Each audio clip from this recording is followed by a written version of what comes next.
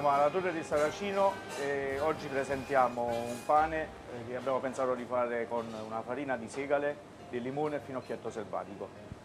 Chiaramente la farina di segale è una farina che, essendo priva di glutine e quindi di struttura, per ottenere un buon pane dobbiamo addizionare con delle farine che presentano una quantità di glutine e una qualità di glutine tale che ci consentono di avere un buon legame e una buona struttura glutinica.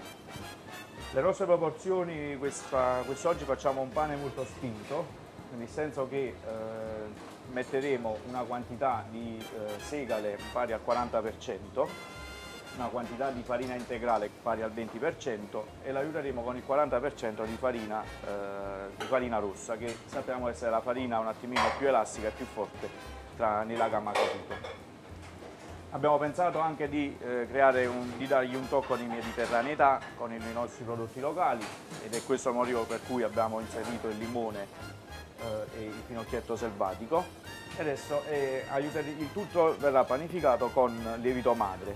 Lievito madre, il mio, che ormai sono 6 anni che mi accompagna, aiutato con il criscito. Adesso procediamo a miscelare gli ingredienti. Come dicevo, abbiamo scelto le farine. La farina integrale, che nel caso della farina Caputo presenta una percentuale di crusca maggiore rispetto alle altre farine integrali in commercio, e poi abbiamo scelto una farina di segale anch'essa integrale. Il tutto perché noi vogliamo dare innanzitutto un gusto più dolce all'impasto, quindi mettiamo tanta crusca per alleggerire anche il contenuto di farina, e poi perché usando la fibra ha senso usare una farina con una percentuale di glutine maggiore.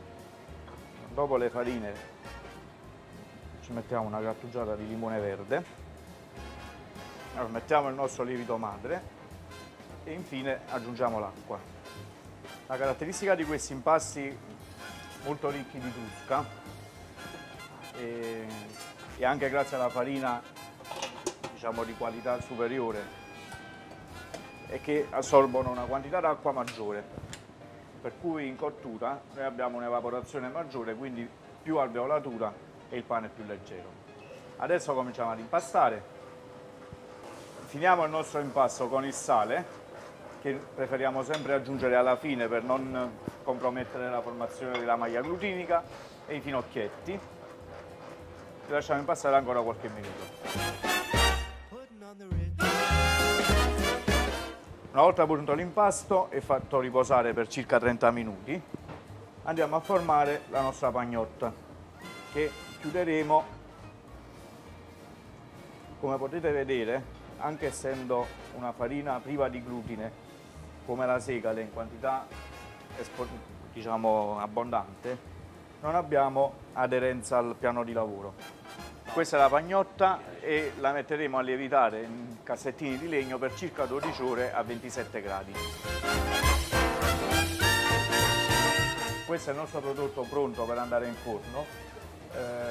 Io sono solito non spingere le lievitazioni e le fermentazioni, diciamo, prima di infornare. Preferisco che abbiano la loro massima espressione nel forno, in quanto credo che con la temperatura alta e con la possibilità di cuocere, specialmente nel forno a legna dove abbiamo una cottura omogenea sia del suolo che al cielo, la farina esprima meglio la sua elasticità nel momento in cui, passando in cottura, c'è una evaporazione e quindi la formazione delle classiche bolle, diciamo, chiamiamole bolle.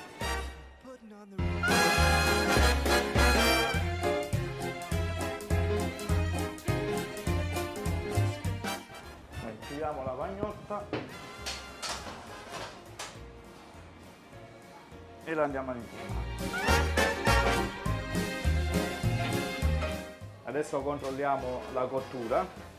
Come vi raccontavo prima, la nostra pagnotta di segale in forno, se ci fate caso, ha una cupola. Questa cupola è dovuta alla resistenza della farina, quindi alla qualità del glutine e alla quantità chiaramente del glutine, che io ritengo essere strettamente proporzionale all'elasticità, quindi al PSUL che noi troviamo e di cui dobbiamo essere sempre attenti nella scelta delle farine. Siamo pronti per sfornare il nostro pane, che abbiamo cotto partendo da una temperatura di 230-240 gradi fino ad arrivare agli attuali 160-170. È un tempo grosso modo intorno ai 50 minuti.